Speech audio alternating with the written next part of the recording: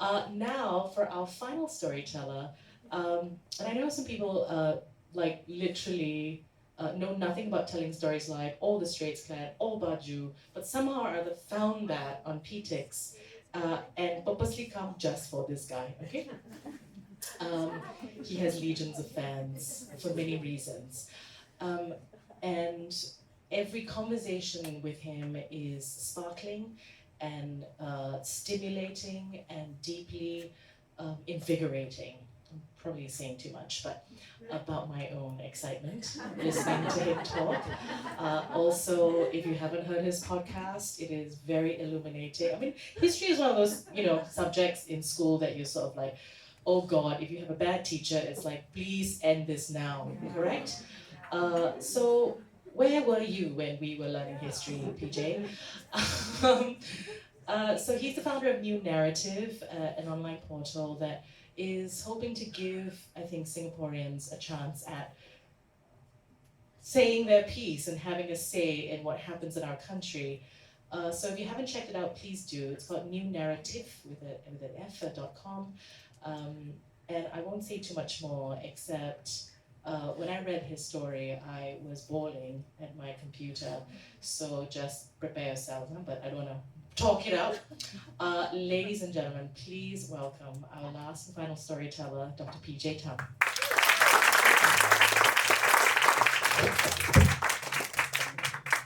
Thank you. Thank you very much, Katrina. Thank you, Onyata, and thank you all of you for coming here today. I guess I should begin by just mentioning that Indonesia became independent in 45, and the Federation of Malaya in 57, and then Sabah, Sarawak, and Singapore all together at once as part of Malaysia in 1963.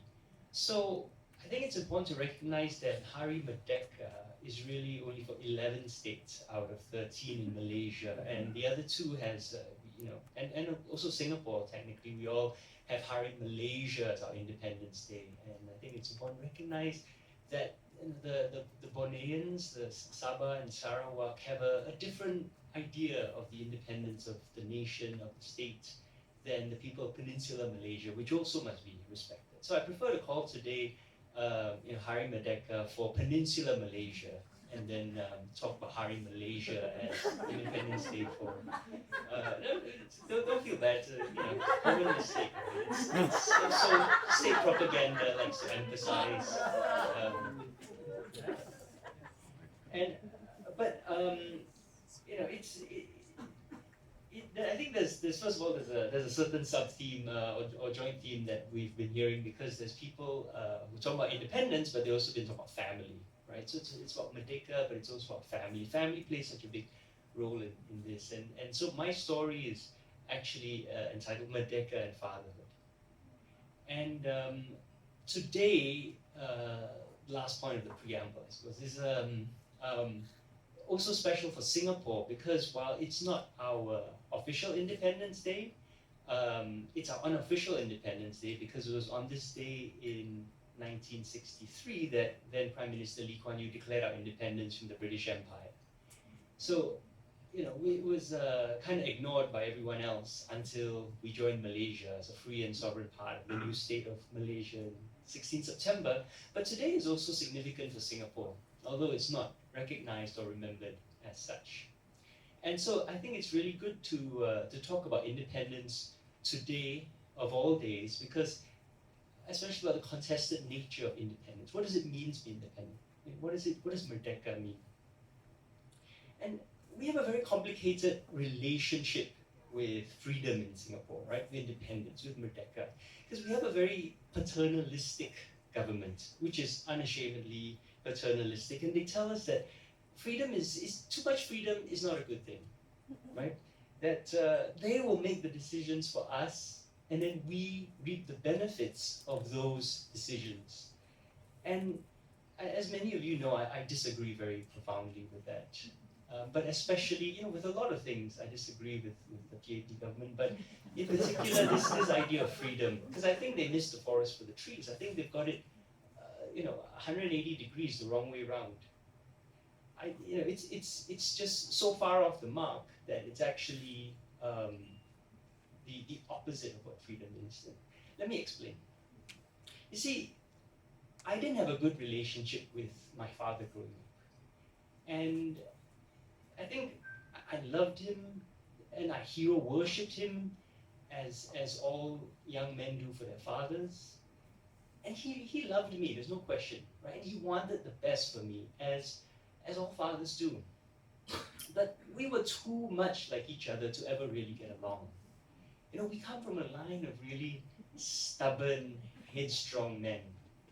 And his idea of love was to force me to do what he thought was the best for me, so that I could be the best in whatever I did. And if he couldn't motivate me through enthusiasm, then he would motivate me through fear, right? Through pain, through the cane, you know? And and I fought him every step of the way, yelling and screaming and arguing, you know, digging my heels in. And yet somehow this worked, because I he pushed me into swimming, and then at 14 I broke into the national team. At 15 I was breaking national records. At 16 I went to the Olympics. So it worked. And when he died, I quit. I immediately quit, because I was finally free. Finally, I was free to do what I wanted to do. I was 21, and I could do anything I wanted to do on my terms, for no other reason than it was something that I wanted to do. Not him, not anyone else, but me. Now, within a few months, I started swimming again. I just didn't know what else to do. This is after I had gotten the Rhodes Scholarship and I went to Oxford. And at Oxford, I went along to check out the swim team, right, just to see what it was about. And I found this group of kids that I thought, I can help them. I can work with these kids and help them. Because you see, in Oxford, right, unlike in those of you familiar with American universities, it's really professionalized there, right? You, as a student, you join the team, you turn up, you train, you compete. The university takes care of everything. They hire the coach, they provide the facilities, they give the funding. At Oxford, and to a lesser extent at Cambridge, athletics is fiercely amateur. The students run everything. The students run the clubs. And so, as team captain, you have to hire the coach, right? The university gives you a small grant of money, but after that, you're responsible for raising your own money.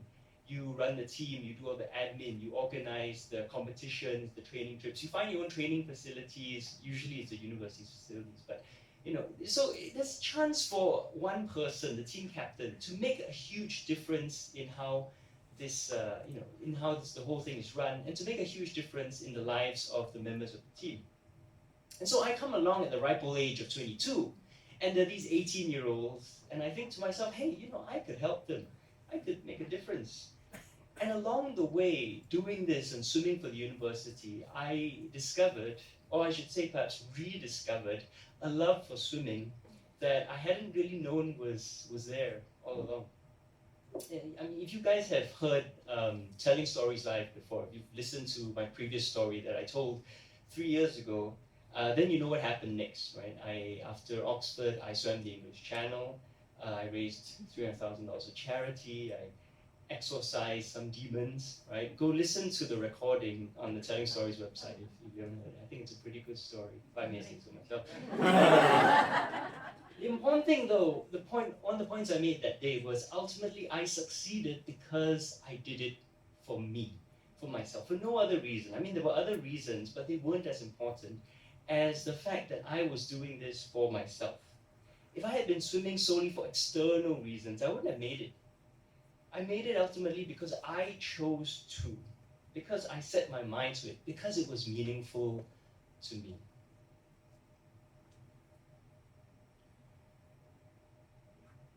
So, when I met my future wife, she was actually working for an EU-funded foundation. And I was then working at Oxford and trying to raise money for our Southeast Asia program. So I meet this beautiful lady, and I hear that she's potentially got all this money to give us. And I ask for a meeting. And In the course of the meeting, I discovered A, she was married with a son, and B, that her organization doesn't have funding for academic programs. So, married, no money, scratched her off my list. So I didn't see her again for a few years, and when I ran into her again, she was newly divorced. She had gone back to school to get a PhD. 2 years later, or 2 years after that, we got together, and then sometime after that, we moved in together with her son, who's a wonderful boy. He was 11 at the time. Now, we were very clear about boundaries. The boy has a father. His father wants to, should, must have a relationship with his son. I was not going to supplant that in any way, So I told Gabriel to call me PJ, not uncle. I'm too young to be uncle. Just PJ. But I would be whatever he needed me to be. And I would love him, and I would love his mother as much as he needed. I have plenty of love to give. And things were proceeding fine on this basis. Until one night, right? He upends everything. As I was packing to leave for a business trip, he comes into the room. And, I'm packing and, focusing on putting stuff. She's like, PJ, can I ask you something? And I'm like, sure, Gabriel, you can ask me anything. I'm packing. And he says, PJ, can I call you Dad?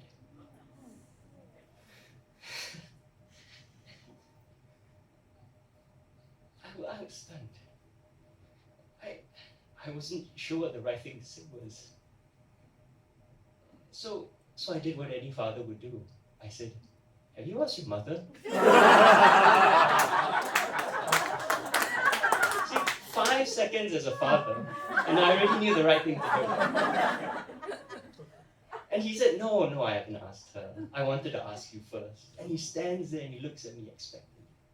So of course, what am I supposed to say? Of course, I said I'd be honored.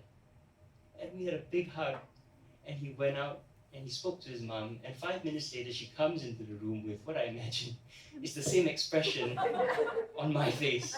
And for the rest of the night, we're sitting up there quietly freaking out, like talking about, what does this mean? Right? I'm sure Gabriel's gone off to sleep or whatever, he's online playing with his friends, whatever, but 2 of us are like freaking out. Does this change anything? What do we do now? But everything went fine, and we became a family. And I began to really discover what fatherhood's all about. Just to say it has its ups and downs. We went through PSLE together. He became a teenager, and he became a teenager. Sharon, you know what I mean, right? And there are times where he fights with his mom, and he's angry and he lashes out. And he takes it out on me too by switching back to calling me PJ. Every time he calls me PJ, it's like a little stab in my heart. But I just take it on the chin, and then eventually he goes back to calling me Dad, and everything's all right with the world again. Needless to say, I have a whole new appreciation for my father. But between my father and my son, I've actually learned something really important about freedom and choice and responsibility. Because if you have enough power, you can make someone do anything you want. If you can inspire enough fear, enough pain, they will do what you tell them to do. But even if it's the best thing for them, even if it's something they actually turn out to be really good at, they will hate you for it. And they will never try as hard as if they choose to do it for themselves. And they will never make it their own. Because not only did they not choose it, you forced it upon them. But if someone freely takes something and makes it, and chooses to do it of their own free will, they will own it and they will commit to doing it with a passion, commitment born out of that choice.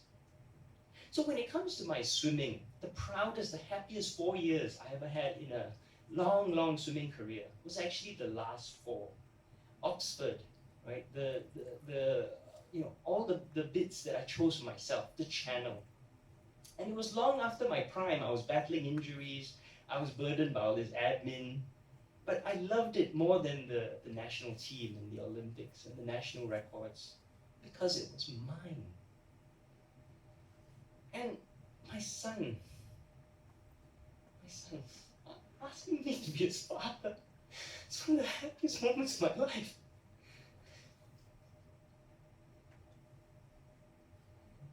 He could have called me PJ for the rest of his life. It would have been fine.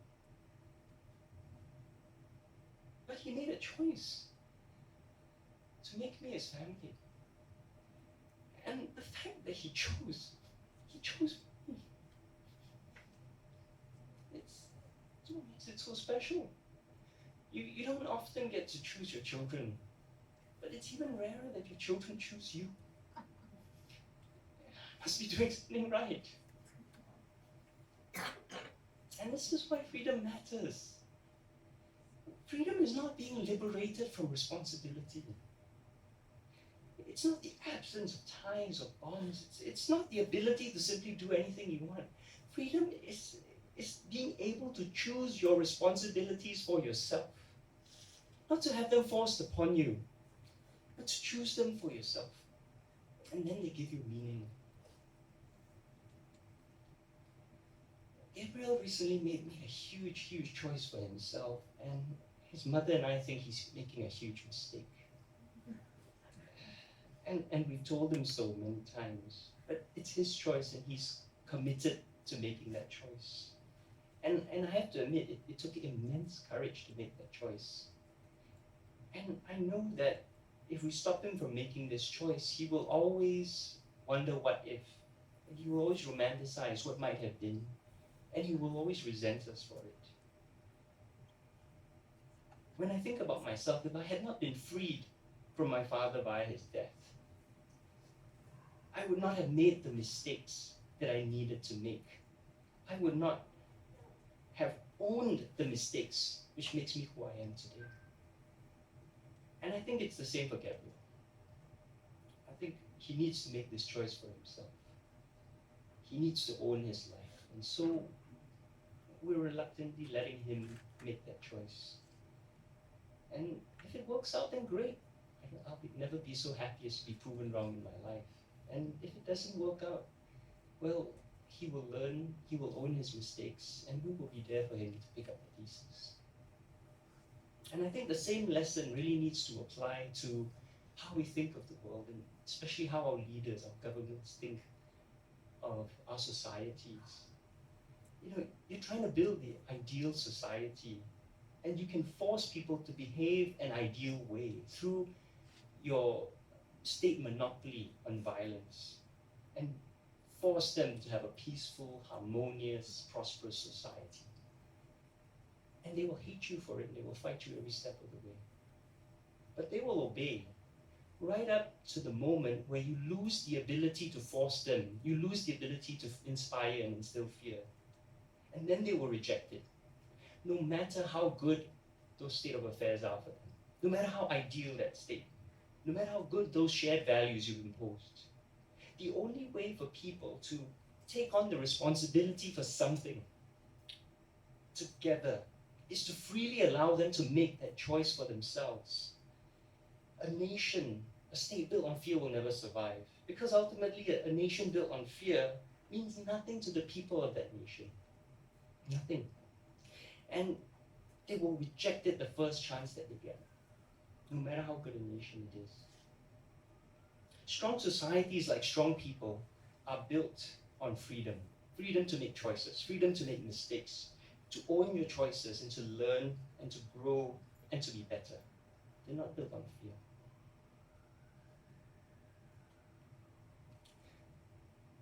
I learned this from my father. I learned this from my son. Thank you very much.